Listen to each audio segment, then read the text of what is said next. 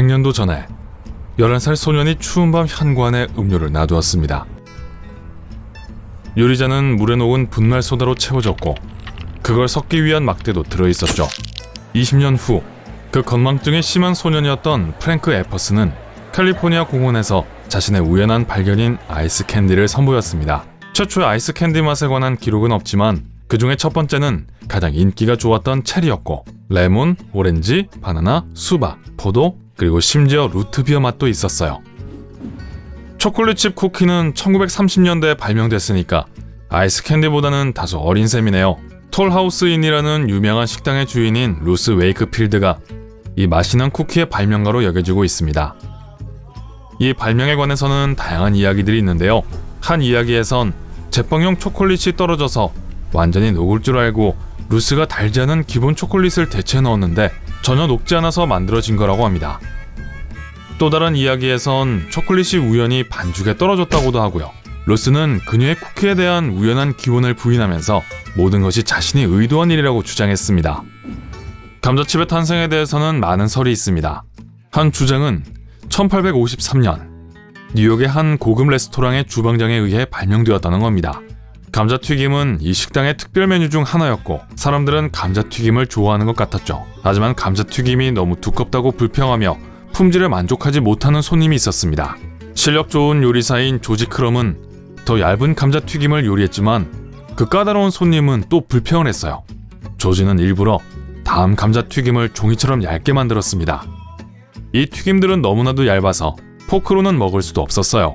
놀랍게도 그 까다로운 손님은 이 요리를 매우 좋아했습니다. 이 칩 레시피는 널리 퍼졌고 몇십 년 안에 감자칩은 뜨거운 음식에서 빨리 먹을 수 있는 간식으로 바뀌면서 미국의 모든 식료품점에서 찾을 수 있게 되었습니다. 우스터 소스는 의도적으로 만들어지지 않은 또 다른 제품입니다. 영국 화학자인 존 윌리 리와 윌리엄 헨리 페린스는 약국 지하실에 있는 통 몇 개를 몇 년째 잊고 있었어요. 그들이 만든 첫 번째 혼합물은 매우 강한 맛 때문에 전혀 먹을 수 없었습니다. 그들이 지하실에 있는 그 혼합물 통을 잊어버렸을 때 그 통들은 발효가 되고 있었죠. 화학자들이 통들을 다시 발견하고는 그걸 먹어보고 싶어 했고 맛이 깊어졌다는 것을 발견했습니다. 이 조미료는 풍미가 원래 없던 음식들의 풍미를 강화하는 데 쓰이고 있어요. 예를 들어 칠레콘 카르네 같은 것들 말이죠. 우스터 소스는 제5의 맛 중 하나인 풍부한 감칠맛을 내줍니다. 두부는 수세기 전에 발명되었습니다. 이것의 기원설 중 하나는 두부가 중국 왕자에 의해 처음 만들어졌다는 거예요. 다른 이론에서는 두부가 삶아서 간 콩과 바다 소금을 섞은 결과로 나타났다고도 합니다. 그 소금엔 불순물이 꽤 많았고 아마 칼슘과 마그네슘도 함유되어 있었을 거예요. 이 재료들이 콩 혼합물을 두부 같은 농도가 되게 만들었다는 거죠. 또 다른 이야기에 따르면 증발된 바다 소금의 종류인 간수가 우연히 두유에 떨어졌다고도 해요. 오늘날 의사들은 코카콜라를 멀리하라고 말하지만 놀랍게도 콜라는 의학 학위를 가진 약사였던 존 펜버튼이 발명했습니다. 펜버튼의 프랑스 와인 코카는 처음에는 심한 통증, 두통, 신경제 치료제로 사용되었어요. 1886년에 금지법이 도입되었고 존은 알코올을 제거하기 위해 레시피를 변경해야만 했습니다. 하지만 한 가지는 변하지 않았어요. 그 음료의 독특한 맛을 내는 콜라나무 열매 말이에요. 어떤 설에 의하면 존이 우연히 새로운 조리법에 탄산수를 첨가했을 뿐이라고 하지만 사실 그는 자신이 무엇을 하고 싶은지 정확히 알고 있었습니다. 펜버튼은 거품이 알코올 풍미를 줄 대안이라고 생각했죠. 존의 콜라는 확실히 코카콜라의 원조지만 오늘의 음료는 기존의 펜버튼의 레시피와는 다릅니다. 샌드위치 역시 우연히 발명되었어요. 1700년대 제4대 샌드위치 백작인 존 몬타구는 그의 하인에게 포크류를 전혀 쓰지 않고도 먹을 수 있는 간단한 음식을 만들어 달라고 부탁했습니다. 빵 2덩이 사이에 고기를 넣어달라고 했죠. 샌드위치 경은 특히 카드놀이에 심취해 있었는데 이 요리라면 게임을 멈추지 않고도 먹을 수 있었습니다. 카드에 기름도 묻지 않았고요. 사람들은 샌드위치와 똑같은 것을 가져다 달라고 요구하기 시작했고 곧 이 요리는 그 익숙한 이름을 얻게 되었습니다. 오늘날 우리가 먹는 토마토 케첩은 너무 개량된 버전이어서 사실 원조 케첩 조리법과는 전혀 상관이 없습니다. 케첩의 뿌리는 17세기까지 거슬러 올라가는데요. 이때는 중국인들이 절인 생선과 향신료를 섞었는데 이것을 케첩과 비슷한 발음으로 불렀고 소금물에 절인 생선이란 뜻이었습니다. 영국인들이 이 소스를 처음으로 먹어본 건 그로부터 약 100년 후입니다. 영국판에는 버섯, 샬롯, 심지어 호두까지 들어있었죠. 후에 케첩이라는 단어는 의미가 바뀌어서 모든 어두운 색 소스를 칭할 때 사용되었습니다. 최초의 토마토 케첩 재료 중에는 멸치도 들어있었는데 이를 통해 중국 생선 소스와 관련이 있다는 것을 알 수 있습니다. 나초는 고대 멕시코 음식 같은 게 아니에요. 발명된 지 100년도 되지 않았습니다. 나초라는 별명을 가진 이그나시오 아야나가 1940년대에 이 요리를 발명했다고 해요. 이그나시오는 요리사였는데 어느 날 단골 손님이 이그나시오에게 자신과 자신의 새 친구들에게 간식으로 뭔가 색다른 걸 만들어줄 수 있는지를 물었습니다. 배고파하는 손님들을 본 이그나시오는 그들을 위해 빠르게 요리를 시작했습니다. 사용할 수 있는 재료만으로 즉흥적으로 요리해야 했죠. 그는 튀긴 또띠아 몇 개를 집었고 그 위에 많은 양의 치즈를 갈아서 위에서 음식을 데웠습니다. 음식을 더 맛있게 하기 위해 위에 할라피뇨 고추를 몇 개 추가했고요.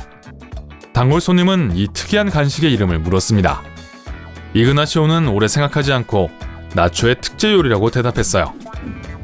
치즈볼은 1930년대에는 그저 쓰레기였었어요. 에드워드 윌슨은 동물을 위해 얇게 저민 음식을 생산하는 공장 기계 중 하나에서 옥수수가 흘러나오고 있는 걸 발견했습니다. 그 띠가 재밌어 보여서 에드워드는 그것들을 집으로 가져가서 양념해 보기로 했죠. 그러다 그는 이 부풀어 오른 옥수수가 공기에 노출되면 딱딱해진다는 것을 알아차리게 되었습니다. 그 실험은 성공적이었고 후에 세계적으로 유명한 간식으로 발전되었죠. 라면은 실수로 발명된 것은 아니지만 라면을 발명하는 과정에서는 여러 실수가 있었습니다. 주요 아이디어는 유통기한이 긴 무언가를 만드는 거였어요. 몇 번의 실패 후 안도 모모후쿠는 국수를 보존하는 방법을 발명해냅니다. 찌고, 건조시키고, 뜨거운 기름에 튀기고, 양념하는 등 다양한 과정을 거치죠. 그리고 라면은 원래 사치품이었습니다. 모두가 익숙해하던 신선한 국수보다 훨씬 더 비쌌거든요. 저도 모르게 발명된 또 다른 제품은 요거트입니다. 처음 등장한 건 수천 년 전 중앙아시아에서였어요. 어떤 목동들이 모르고 우유를 박테리아가 많은 곳에 두었습니다. 우유는 발효되었고 더 진한 식감과 맛의 변화를 가져왔죠. 목동 중 하나가 그러한 음식을 두려워하지 않고 먹어봤어요. 그에게 어떤 나쁜 일도 일어나지 않았고 그래서 다른 사람들도 그걸 먹기 시작했습니다. 오늘날의 핑크 레모네이드의 색은 포도즙이나 첨가된 착색제 덕에 그렇게 예쁜 색을 띠고 있는 거예요. 하지만 이것이 어떻게 발명되었는지에 대해서는 두 가지 설이 있는데 두 가지 다 서커스 단원들과 관련되어 있습니다. 첫 번째 이야기는 서커스에서 일했던 헨리 알롯이 자신도 모르게 레모네이드에 빨간 계피 사탕 몇 개를 떨어뜨렸는데 그게 강렬한 핑크색을 나타냈다는 거예요. 다른 설은 역겨운 이야기인데요. 서커스단에서 일하는 피트 콩클린이 어느 날 레모네이드에 쓸 물이 다 떨어져서 자신의 동료 중 하나가 빨간 스타킹을 빨았던 욕조물을 대신 사용했다는 겁니다.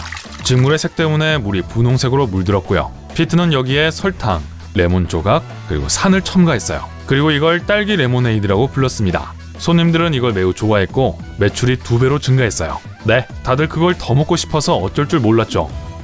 사과 파이를 캐러멀화 시키고 거꾸로 뒤집은 버전인 타르트 타탱은 처음에 실수로 만들어졌습니다. 스테파니와 캐롤라인 타탱이라는 두 자매는 1800년대에 호텔을 경영했어요.